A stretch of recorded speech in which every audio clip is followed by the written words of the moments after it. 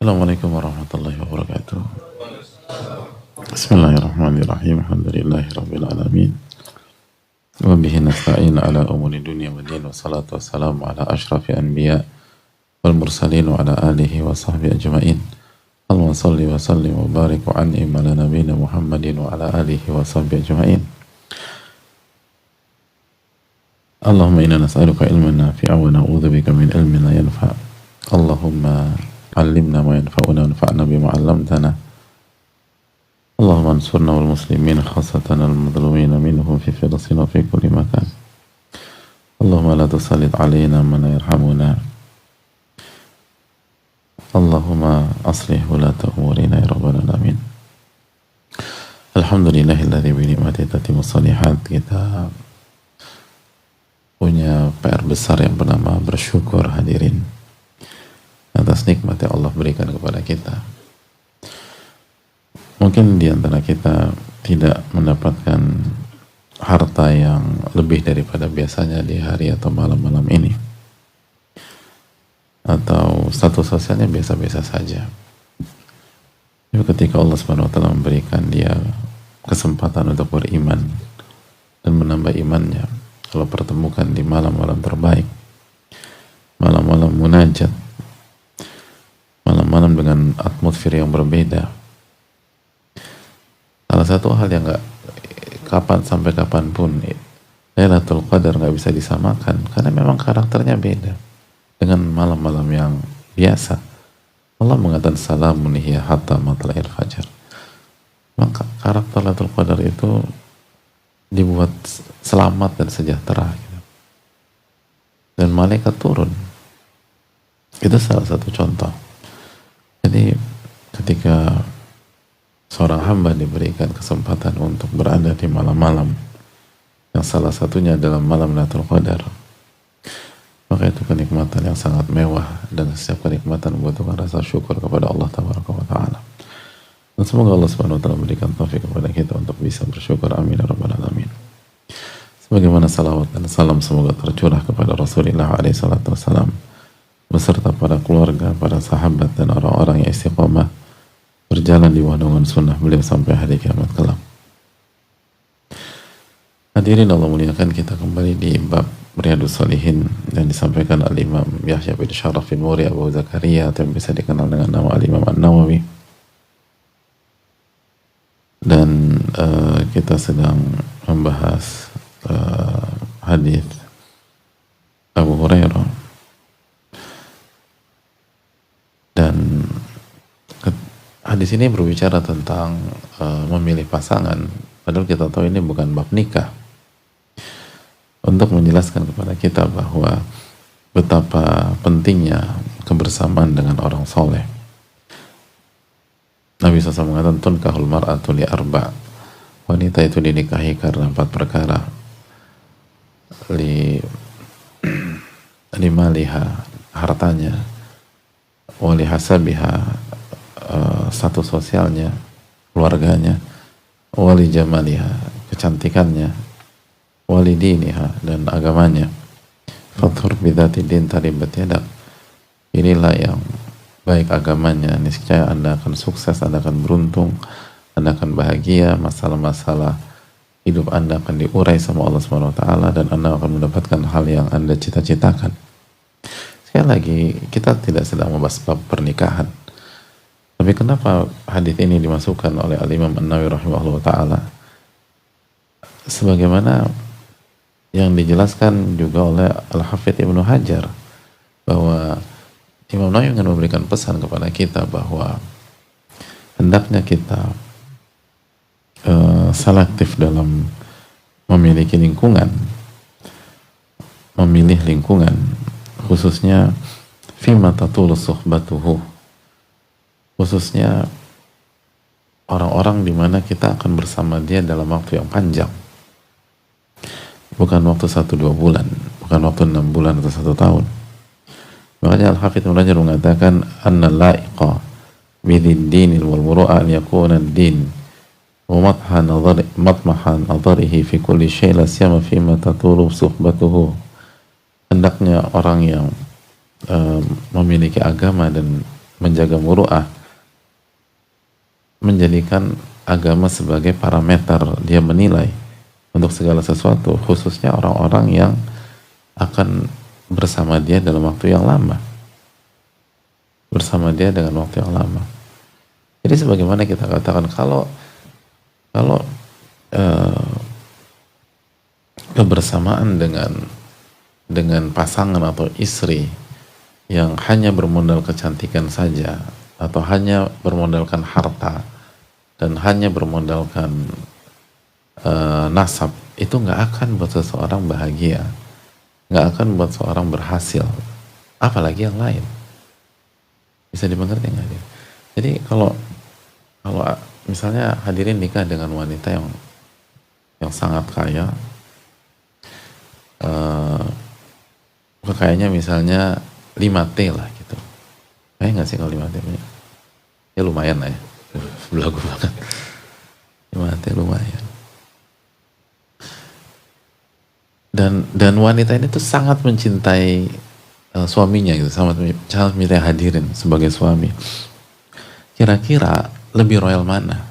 Punya istri yang kaya, dengan kaya 5T misalnya, dengan punya teman main yang kayaknya 5T juga. Kira-kira kita lebih mendapatkan manfaat dengan siapa? Dengan istri yang kaya atau dengan teman yang kaya? Jelas lah. Walaupun teman lama, geng main segala macam, sama-sama kaya, istri dan teman gitu. Dan teman dekat gitu. Atau sahabat lah. Oh, teman main, teman kecil, sahabat, project bareng segala macam. Sama-sama kaya. Istri punya aset 5T, sahabat kita punya aset 5T. Tapi pertanyaannya, kita dengan siapa kita paling mendapatkan manfaat dari hartanya? Istri. Nah, di sini masuk hadis tersebut. Kalau istri saja nggak akan bisa bikin Anda bahagia, ya apalagi persahabatan Anda. Nggak mungkin. Oh, istri aja. Istri kalau udah cinta mati, udah sayang segala macam, udah semua dikasih sama istrinya udah. Tapi kalau teman atau sahabat nanti dulu. Enggak, gitu. Paling berapa persen? Paling ngebantu, oke gue bukan jalan ya, lo butuh apa sih, gue bukan ini gitu. Kayaknya lo butuh bisnis baru deh, sini gue atur semua. Iya, tapi nggak sampai 5T kan. Paling diatur berapa? Udah lo pakai aja nih gitu. Gue butuh, udah hasil yang di project itu ambil buat lo aja. Tapi nggak seberapa dibanding kekayaan dia yang 5T tersebut. Tapi kalau istri, dia akan kasih semua biasanya istri. Nah, kalau Nabi SAW mengatakan, fadfar bitadidin, pilih yang paling baik agama, pilih yang baik agamanya, dan jangan memilih hanya karena kekayaan. Kenapa? Anda nggak akan berhasil, Anda nggak akan sukses. Mungkin Anda punya asumsi macam-macam, mungkin Anda punya planning, ya planning Anda kan. Yang punya kehidupan kan bukan Anda. Yang menentukan syarat kesuksesan, syarat kehancuran kan bukan kita, tapi Rabbul Alamin. Dan Allah mengatakan melalui lisan Nabi SAW bahwa kalau mau, maka pilih yang baik agamanya. Hanya mengandalkan kalian nggak bisa. Walaupun kalkulasi kita dapat ya enggak, nanti kan ada masalah gitu. Nanti kita disuudzunin sama teman kita, atau dia pelit atau segala macam, atau dijegal.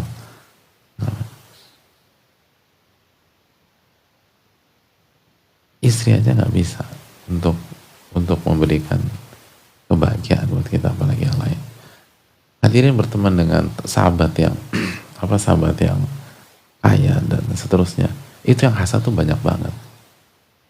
Dan di belakang kita orang-orang akan nikam kita. Kenapa? Orang nggak mau kita dekat sama dia. Jadi peluang ditikamnya, dipanas-panas, dikomporin tuh orang di segala macam itu besar. Beda dengan istri, pasti ada yang hasad. Tapi untuk masuk istri kita kan nggak mudah. Nggak semudah kalau masuk kepada teman kita yang kaya itu. Nggak semudah untuk bicara dan ngobrol dengan sahabat kita yang kaya itu.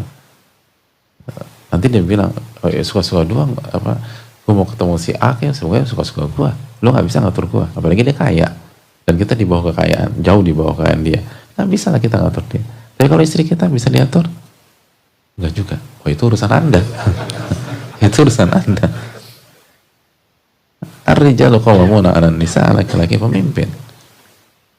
Kita bisa atur. Kalau itu aja nggak bisa buat kita bahagia, apalagi yang lain. Itu pesan mahal. Sekali lagi ini bukan bab pernikahan. Jadi jangan mikirnya nikah. Ya nggak apa-apa mikir nikah boleh. Tapi sekali lagi isu besar bab ini adalah tentang lingkungan dan persahabatan yang soleh dan soleha. Mulai dari skop paling kecil yaitu keluarga, pernikahan, makanya hadis ini masuk dalam bab ini, sampai ke skop yang besar. Jadi ini udah aturan dari yang punya kehidupan dunia ini, hadirin. Nggak bisa dilawan, sudah. Nggak bisa dilawan. Oleh karena itu yang perlu kita camkan bersama-sama. Maka jika kita ingin bersahabat, jika kita ingin berumah tangga, jika kita ingin memiliki lingkungan, maka milikilah sahabat dan lingkungan yang soleh dan soleha. Karena itu mempengaruhi kita, sangat mempengaruhi kita. Kita masih ingat hadis Nabi SAW. Hadis Tirmidzi, Abu Daud, ar-rajul ala dini khalilih, falyanzur ahadukum man yukhalil. Seseorang itu di atas agama sahabatnya, maka lihatlah dengan siapa dia bersahabat. Kita itu di atas agama sahabat kita. Sekali lagi, bukan hal yang aneh apabila orang yang berkelas itu di dalam lingkungan terdekatnya ada oknum. Tapi kalau dia punya 10 sahabat, nggak mungkin semuanya oknum. Kalau semuanya oknum berarti dia juga oknum gitu loh. Kalau oknum 1-2 orang itu biasa, itu kehidupan. Dan itu sudah dikatakan Nabi SAW. Khususnya untuk orang-orang besar. Tapi nggak semuanya oknum. Gitu. Jadi kita itu tergantung agama sahabat kita. Kalau kita ingin baik, kalau kita ingin melejit, bukan hanya baik, kita ingin melejit sebagai seorang manusia, sebagai orang beriman, maka cari demikian. Karena lingkungan sangat mempengaruhi gitu. Kita di atas agama lingkungan kita. Makanya kan orang Arab juga atau ahli hikmah mengatakan almaru ibnu bi'atihi. Seseorang itu anak lingkungannya. Jadi bahasanya anak. Seorang itu anak lingkungannya. Kali-kali ya begitulah dia. Bahkan Ar-Raghib Al-Asfahani itu mengatakan bahwa pengaruh lingkungan itu bukan hanya dalam pembicaraan, sharing dan seterusnya. Kata beliau, laisa i'da'ul jalisi li jalisi bimaqali wa fi'ali faqat bal bin nazari ilaih. Pengaruh lingkungan bukan hanya dalam berbicara, dalam berinteraksi dan seterusnya. Bahkan sebatas melihat itu mempengaruhi iman seseorang.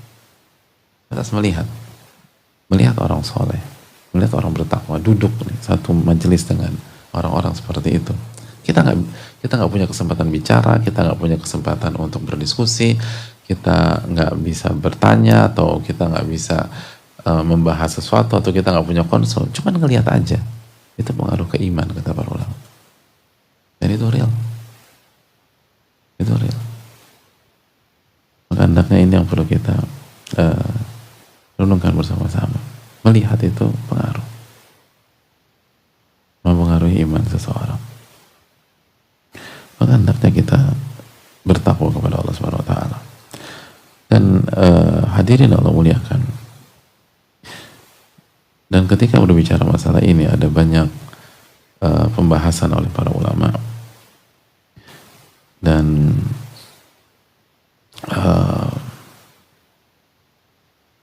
salah satu yang menarik, yang komprehensif gitu ya, dijelaskan para ulama seperti dijelaskan Syekh Shalih Al-Utsaimin hafizahullah ta'ala, dan juga nanti dijelaskan, kita akan dengarkan ucapan Ibnu Jauzi.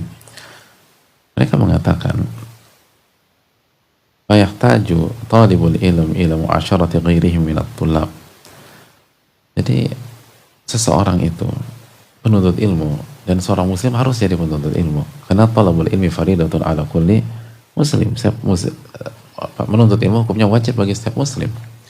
Jadi seorang muslim itu harus punya lingkungan dan berinteraksi dengan sesama penuntut ilmu, orang yang punya mental pembelajar, itu penting. Eh, itu kesimpulan, itu konklusi dari semua kriteria sahabat yang baik. Kan gimana sih cari, kalau gitu gimana cari lingkungan yang baik atau sahabat yang baik atau ini, ada banyak lah gitu. Bagaimana orang yang buat kita zuhud dan seterusnya, itu banyak sekali kita baca di tengah-tengah para ulama. Jadi kalau kita bisa simpulkan dengan bahasa yang simpel, maka milikilah lingkungan yang punya mental pembelajar, karena semua akan disisir dan disapu oleh orang-orang seperti itu. Selama dia belajar, dia akan dapatkan kebaikan demi kebaikan. Tapi kalau hanya mau baik tapi stagnan, dia nggak belajar, maka dia akan tertinggal. Bahkan dia nggak akan istiqomah. Jadi cari pembelajar, dan ini menarik. Jadi artinya saya rasa cukup jarang kita mendengar masukan dan nasihat di lingkungan kita dan seterusnya. Kalau cari sahabat, cari lingkungan, cari pembelajar. Kalau cari orang baik sering kita dengar. Apalagi cari yang dermawan, sering. Cari yang suka nyumbang segala macam ya Pak. Atau cari teman yang pintar, cerdas, berikutan pintar, itu sering kita dengar. Tapi cari talibul ilm gitu. Cari yang orang yang punya karakter pembelajar sejati. Kalau bahasa sebagian, cari yang long life learner. Jadi hidupnya itu nggak bisa dipisahkan dengan belajar. Jadi bukan berarti hadirin harus masuk pondok dulu atau ditanya background masa apa ya, santri bukan keluar. ini urusan santri gitu, pembelajar enggak. Karena ada banyak santri nggak punya mental pembelajar, dan ada orang dari background umum dan seterusnya, dia pembelajar luar biasa. Cari pembelajar. Makanya Ibnul Jauzi rahimahullah mengatakan ma'asyartu illa amthali min talabatil ilm. Itu kata Ibnul Jauzi. Saya tidak berinteraksi kecuali dengan yang setipe dengan saya, penuntut ilmu. Itu bahasa Ibnul Jauzi. Saya hanya cari pembelajar, kata Ibnul Jauzi. Saya hanya mencari pembelajar. Jadi hadirin Allah muliakan, itu salah satu. Jadi cari pembelajar. Selama orang itu belajar, sekali lagi, dia akan berkembang. Dia akan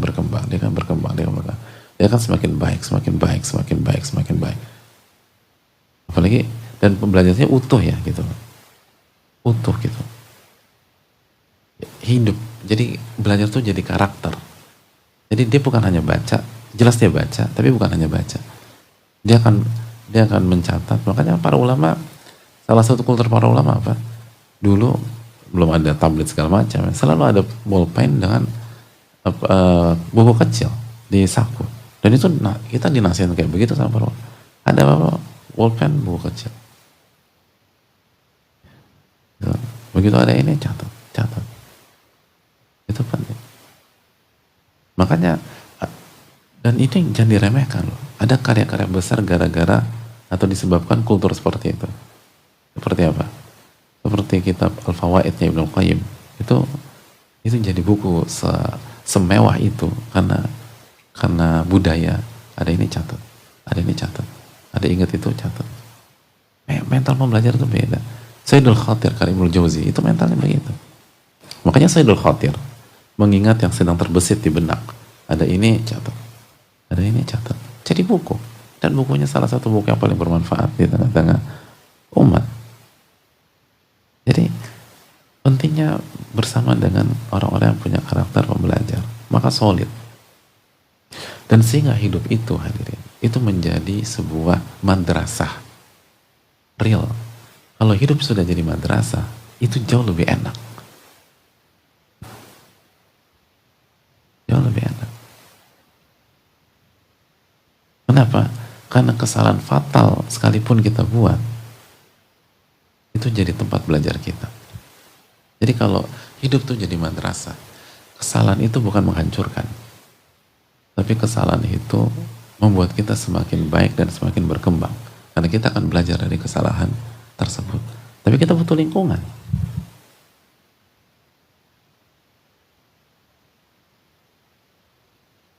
Makanya kita tahu bagaimana para sahabat, sebagian sahabat melakukan kesalahan fatal di perang Uhud, tapi justru kesalahan itu membuat mereka semakin kuat ke depan, semakin kuat, semakin solid, dan semakin berkembang. Dan lihat kurva para sahabat selalu naik, karena hidup mereka tuh belajar, dan bukan hanya teori. Nah itu kita butuh support system, kita butuh lingkungan, kita nggak bisa sendirian. Dan itu susah, kecuali dirahmati oleh Allah Subhanahu wa ta'ala. Jadi hadirin Allah, itu yang perlu kita camkan bersama-sama, dan semoga Allah memberikan taufik kepada kita. Dan sekali lagi jangan bersahabat dengan orang hanya semata-mata uangnya atau kedudukannya atau rupanya, nggak akan pernah berhasil. Tapi adapun kalau kita bersahabat karena agamanya, dan di waktu yang sama dia diuji dengan harta yang banyak, atau dia diuji dengan kedudukan dan jabatan, atau dia diuji dengan rupa yang menawan, maka nggak ada masalah. Tapi kalau rupa atau kedudukan atau kekayaan menjadi parameter utama kita, nggak akan pernah bahagia, nggak akan pernah berhasil. Allahu ta'ala alam bisawab. Ini bisa disampaikan. Semoga Allah memberikan taufik kepada kita. Sallallahu alaihi wasallam wa ala alihi wasallam.